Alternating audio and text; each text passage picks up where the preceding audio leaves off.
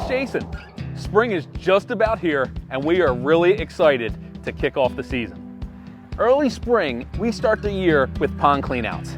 And now is the time to sign up for your early buys, and I wanted to let you know that we got a new process. Here's why we're excited for the new process.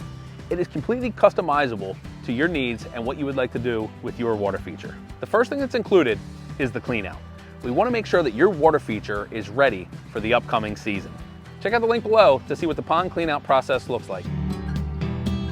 So after the pond cleanout, the rest of the process has been itemized so you can decide what works best for your pond. Things like water treatments, fish food, water trucks, and even aquatic plants. So as far as your water treatments go, there's two options. We have the refill bags for your dosing system, or a breakout of a few different products that will help you keep your pond looking good through the year. The final item that is included, and new this year, is our aquatic plant installation. This will be done as a separate visit in early June. What we will do is we will come out and we will just make your pond look absolutely awesome. We bring some annual plants, sometimes called tropical plants, and it just gives your pond that extra pop through the season. It's too cold to do that when we are doing your clean out, so that's why it's going to be done as a separate visit in early June.